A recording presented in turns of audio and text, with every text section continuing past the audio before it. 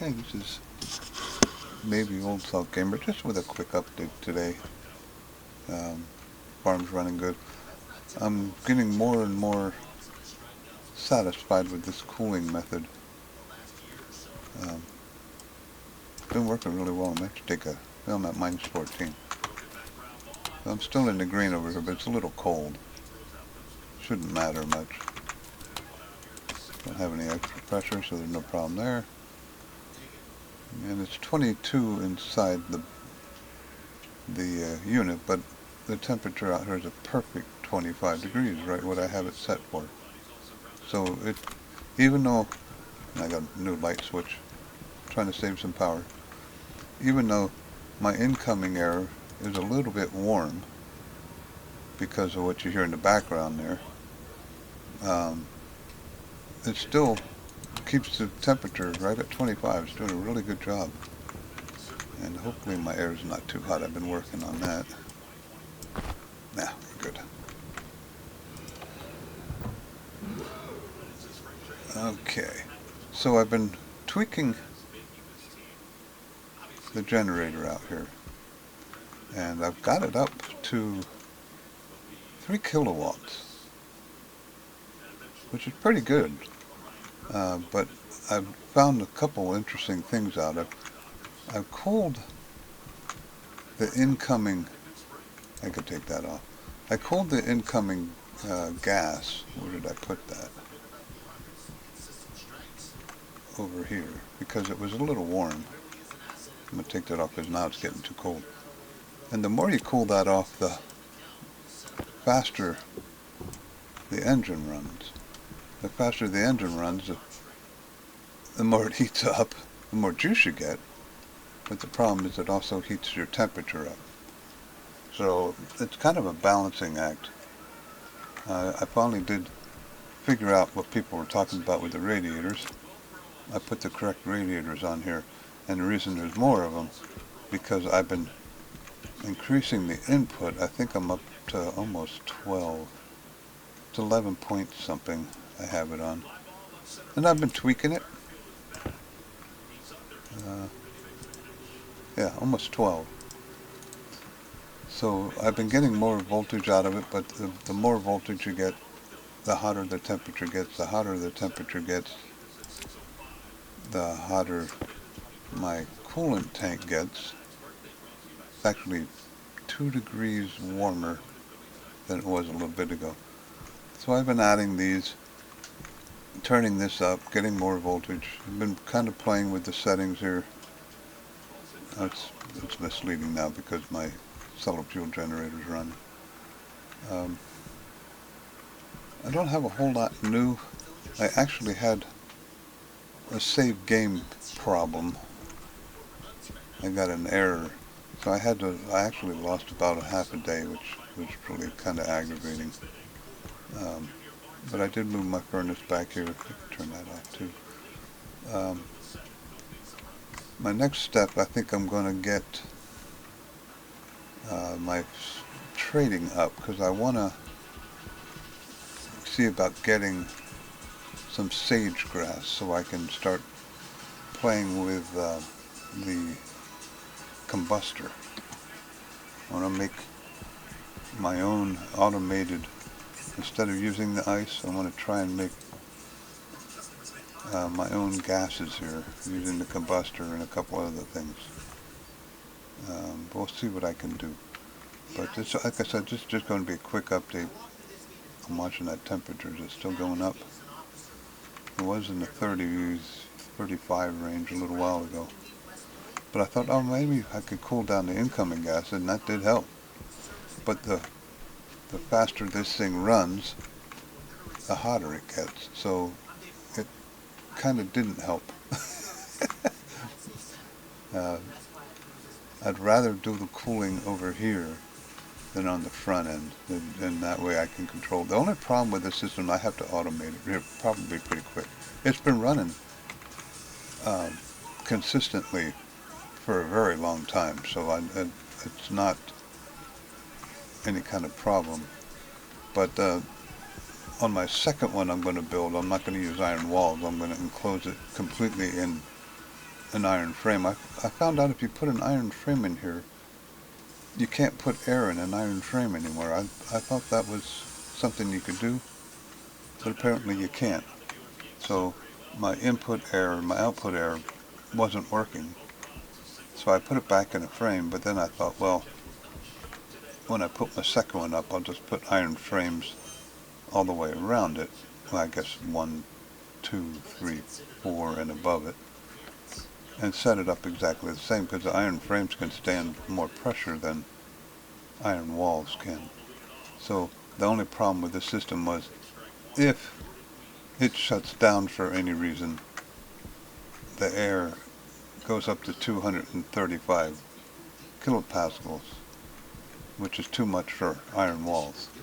So I have to set some kind of fail-safe over here, automated, that checks this valve, and if the pressure gets too high, 190 maybe, that it's going to automatically shut this down or something. Though what I said, like I said, it is still going up. And that's because I cooled off the incoming fuel pressure. One of the interesting things about this, I have this looping back into my airflow. And then I found my air temperatures in my tanks were going too high. So then I put some cooling over here, and they're still a little bit high, but it helped. And I had one here, and I might put that one back. And the problem, well, oxygen's not an issue. That can get real cold. I think CO2 can get pretty cold. I have to check the temperatures, but I'm nowhere near that. As long as this is running, it puts out consistently warm air. I just got to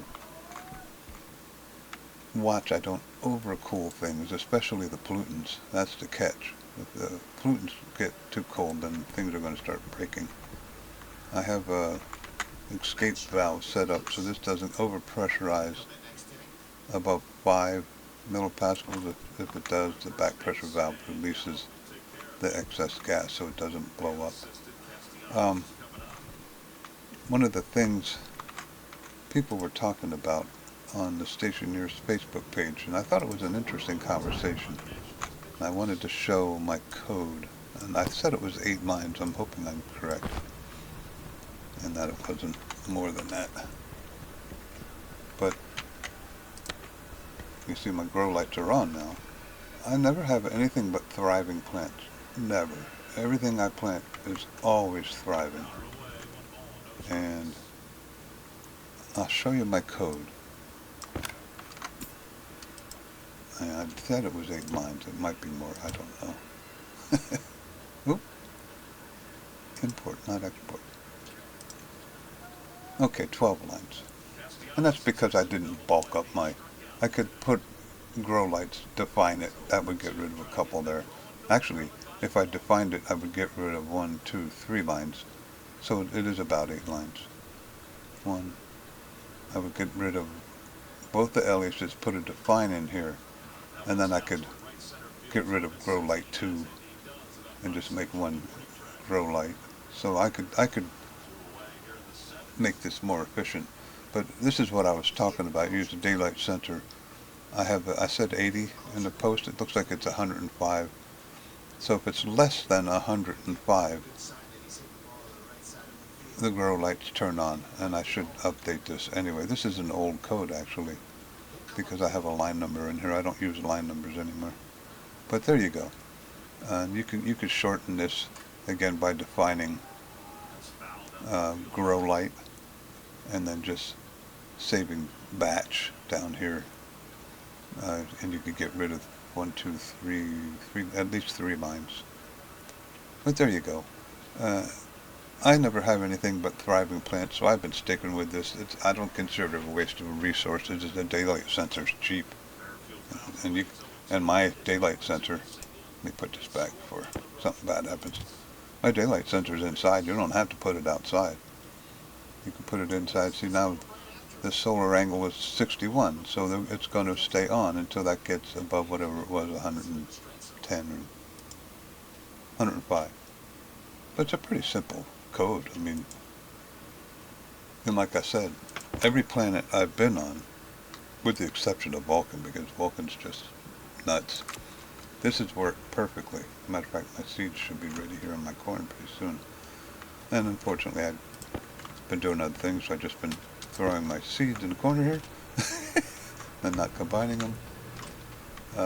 Other than that, the base is not changed much. Put a light switch in here, so when I'm in here, I turn this switch automatically turns those lights on, or these lights on, those lights off, and then when I come back through, it shuts those off and turns these on. That's another very simple program. It's fun to do little things like that. I tried to set it up where I had a motion sensor, but motion sensors only do one square, and it's only active when you're in it. So if I set it like here, or maybe here, and you can't put it under a grate either, which I thought was dumb. Oh no, that was the trigger plate. The motion sensor you can put it under because it's basically just like, well, it's a regular sensor like that, but it's a motion sensor. So you could put that in here, but the problem is it's one grid, so it only operates here. And I was having issues with it knowing to turn it on if I was here to go into this room, or turn it off. I'm sure there was a way to program it, but it just became so crazy to program that I just said, you know what, I'll just put a switch here. I mean, I got to go through here anyway. It doesn't cost me any time to, to pop a switch and continue on.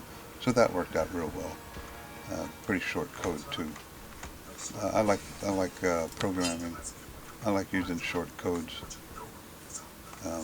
But that's pretty much it today. Just a quick update. I'm having a lot of fun with this base.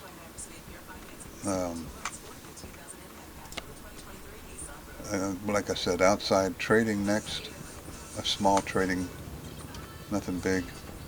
I'm still tweaking my... the temperature's coming down. I'm still tweaking the generator. Right now it's producing about half of my power, which I'm kind of satisfied with. The only thing I was really worried about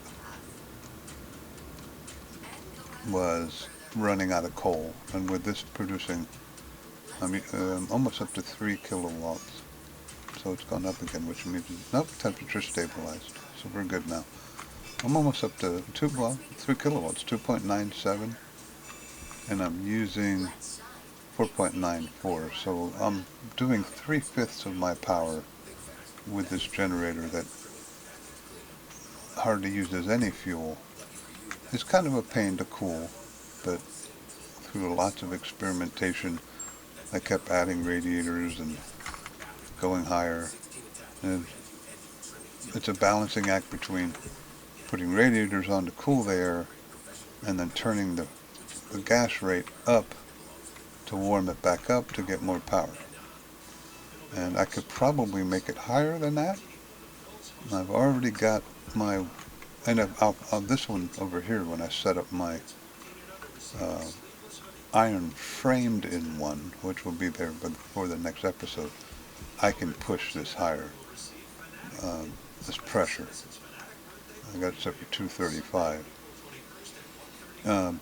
Like I said, the only problem with going above 200, if something fails and this shuts down, the pressure is going to shoot up above 200, and then I'm going to blow out an iron wall.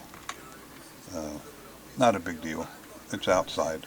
I'm sure if you look around, I've had a couple of accidents. There's one. Yeah, I blew out a wall once or twice. Oops. It's not fun if you don't blow something up once in a while. A lot of experimentation, and it's a lot of fun. I kind of like the gas engine. They did nerf it. It doesn't make much power. They want you to set them up in a series, but when they nerfed it, they also countered it by having it use hardly any fuel. I mean, I got this set up here just so I could throw at this point. Yeah, I mean, I've used maybe 0.25 the whole time I've been playing today of a megapascal. So it doesn't use that much fuel. If I can, oh, my, my ore pit's getting kind of full. That's another thing I'm going to do. I'm going to experiment with this and have some fun. I'm going to pick all these out of there. I'm going to put an input down the bottom, run it up into a stacker of 50, and then have it dump back in and see if by random picking up and dumping over time I get stacks of 50. I thought about that and I said that's not going to work. It would be funny to try, and I'm going to do that too. So maybe that'll be fired up next episode, but I only have to go over every once in a while and just like I showed before, just pick up the stacks and until I get a 50, and then I throw it in my arc welder over there. I did have my pipes over pressurized before I put that relief valve in there, and I had the vent right here. So I opened it up in a panic, and it was at like 23, and you can't hear pipes groaning out here. It's a vacuum, so you can't hear anything. When I saw the 23 megapascals, I was like, that's going to blow. So I opened my bypass valve here and promptly burned my IC chip because there were some volatiles in the pipes because this is running and it always feeds a small amount of volatiles back in, as you can see. It's not much now, but sometimes it throws back some volatiles that if you like dump the air, there was this massive fireball over here until I shut it back off.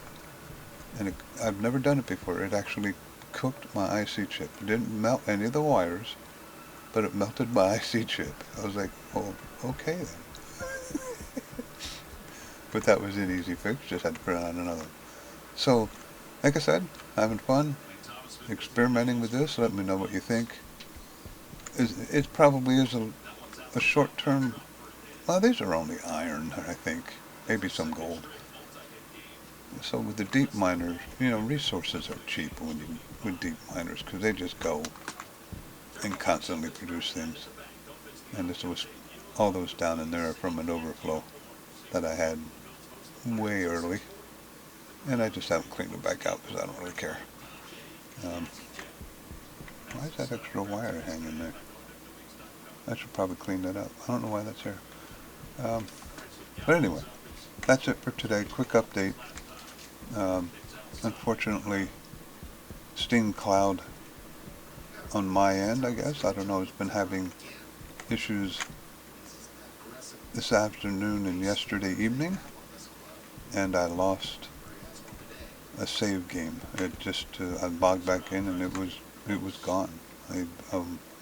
Like, well, that stinks.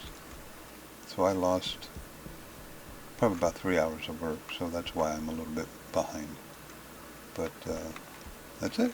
Maybe Old Salt Gamer, you have a good day.